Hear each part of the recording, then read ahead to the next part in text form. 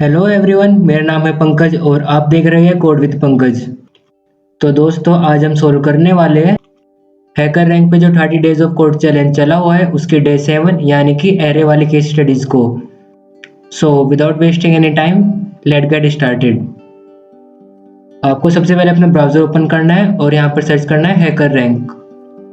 तो जो फर्स्ट वाली वेबसाइट है वो इनकी ऑफिशियल वेबसाइट है, आपको इसी को ओपन करना होगा और यहाँ पर लॉगिन का ऑप्शन दिया गया है, लॉगिन फॉर डेवलपर्स।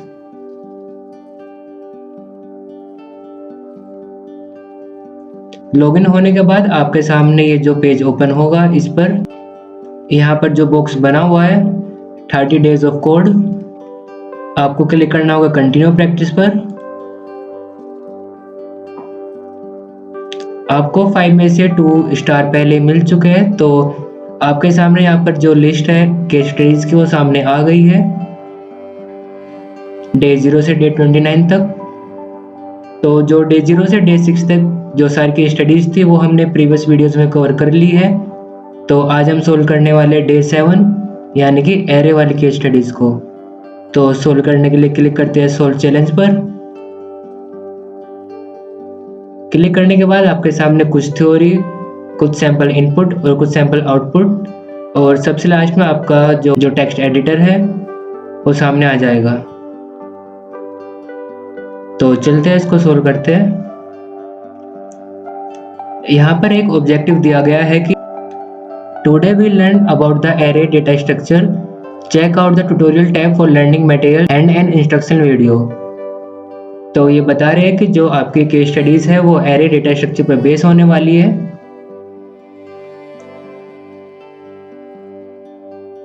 यहाँ पर एक टास्क दिया गया है जिसमें बताया गया है कि आपके पास एक एरे होगा ए नाम से, जिसमें n नंबर ऑफ इंटीजर्स होंगे और जो एलिमेंट्स हैं वो सभी रिवर्स ऑर्डर में प्रिंट करने होंगे।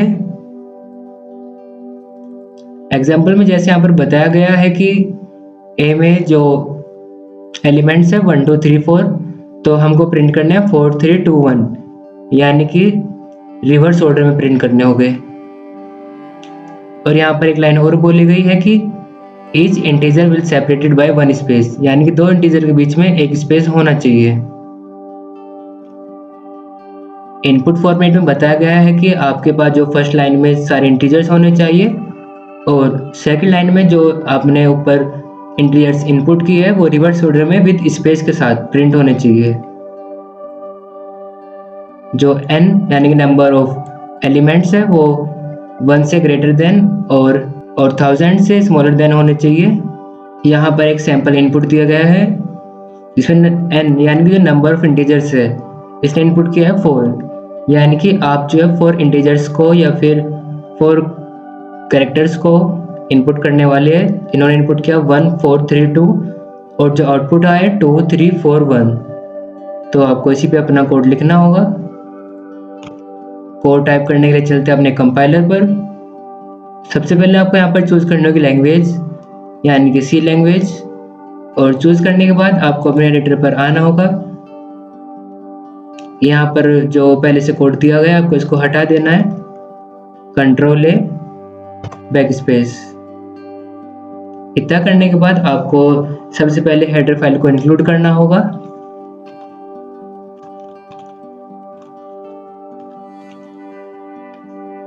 stdir.h यानी कि standard input output header file. उसके बाद मेन फंक्शन यानी कि इंट मेन। जो मेन फंक्शन होता है ये आपके प्रोग्राम में सबसे पहले एग्जीक्यूट होता है। यहाँ पर एक इंटीजर वेरिएबल को डिफाइन करते हैं जो ये बताएगा कि आप अपने एरे में कितने नंबर्स या फिर कितने इंटीजर्स इनपुट करने वाले हैं। तो एक इंटीजर वेरिएबल को डिफाइन करते हैं n नाम से और इसका इनपुट लेते हैं by using scanf function. %d क्योंकि इंटीजर है और m% एड्रेस के लिए n, यानी कि जो वैल्यू इनपुट होगी वो स्टोर हो जाएगी n नाम के वेरिएबल में। तो अभी आपने इनपुट ले लिया है कि आप कितनी नंबर ऑफ इंटीजर इनपुट करने वाले हैं। अभी आपको एक वेरिएबल और डिक्लेयर करना होगा जिसका नाम होगा आई यूज होने वाला है फॉर लूप में। जब आप नंबर ऑफ इंटीजर्स इनपुट करेंगे या फिर उसको प्रिंट करेंगे रिवर्स ऑर्डर में, तो आई वहां पर यूज होगा। उसके बाद बारी आती है कि हम एक एरे बनाएं, और एरे बनाते हैं इंटीजर का, क्योंकि हम उसमें सारे इंटीजर्स इनपुट करने वाले हैं। तो इंट एरे, और जिसका साइज होगा n, यानी कि आपने n की वैल्यू पहले डिफाइन कर दी है बाय यूजिंग स्कैनफ फंक्शन। तो जो एरे बनने वाला है वो बनेगा, जितना नंबर आप स्कैनफ के थ्रू इनपुट करेंगे उतने साइज का आपका जो एरे है वो बन जाएगा। तो अभी हम जो सारे इंटीजर्स है उसको एरे के अंदर एंटर करने वाले हैं। तो अगर हमें एक से ज़्यादा इनपुट को एक साथ एंटर करना होता है तो हम यूज़ करते हैं फॉर लूप का। तो यहाँ पर यूज़ करते हैं for loop i equals to 0, i is less than n और i इंक्रीमेंट। यहाँ पर हम अभी इनपुट लेना है तो इनपुट के लिए यूज होगा स्कैनर फंक्शन %d, क्योंकि हम यहाँ पर इंटीजर्स का इनपुट करने वाले हैं, और %, एरे i,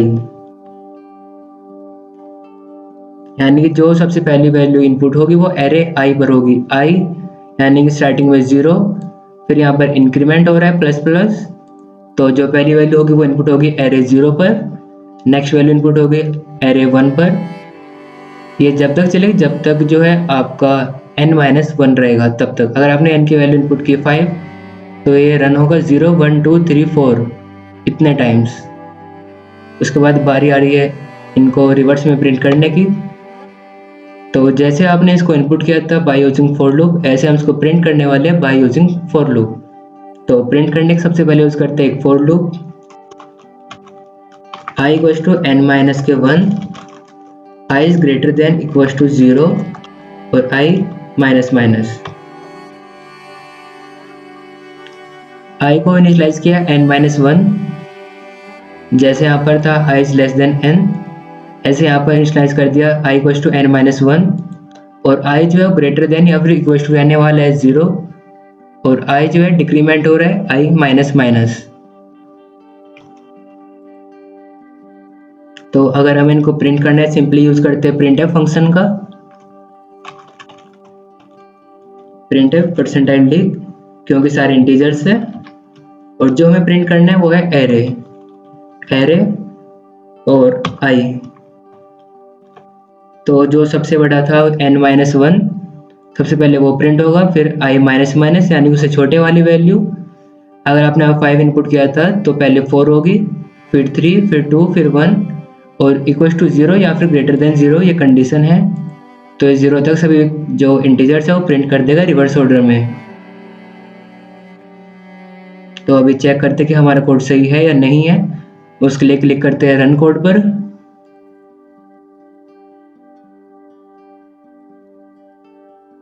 और ये है रॉन्ग आंसर इसलिए आया है कि जो आउटपुट आना था वो स्पेस के साथ आना था, बट हमने स्पेस नहीं दिया है। ऊपर क्वेश्चन में बताया गया था कि जो आपका आउटपुट आना चाहिए वो स्पेस सेपरेटेड नंबर्स में आना चाहिए। तो स्पेस के लिए यहाँ पर %d के बाद एक स्पेस देते हैं और वापस चलते हैं रन कोड पर। कांग्रेचुलेसन, आपका कोड बिल्कुल सही है। इसके बाद क्लिक करते हैं सबमिट कोड पर। जो आपका कोड सक्सेसफुल सबमिट हो चुका है, और आपने यहाँ पर अर्न किए 30 पॉइंट्स। तो अभी वापस चलते हैं 30 डेज ऑफ कोड पर।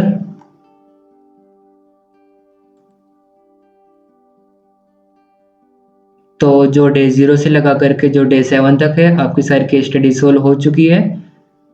जो डे नंबर 8 पर जो केस स्टडीज है डिक्शनरीज एंड मैप, इसको हम सोल्व करने वाले नेक्स्ट वीडियोस में, जो कि अभी तक लॉक है और ये अनलॉक होने वाली है अभी 10 घंटे के बाद, यानी कि कल।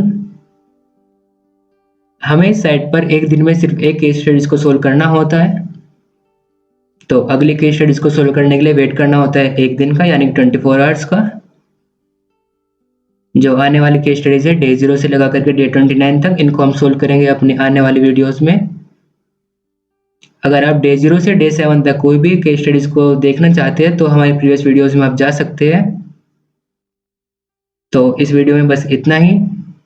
अपना बहुत सारा ध्यान रखिए। Thank you.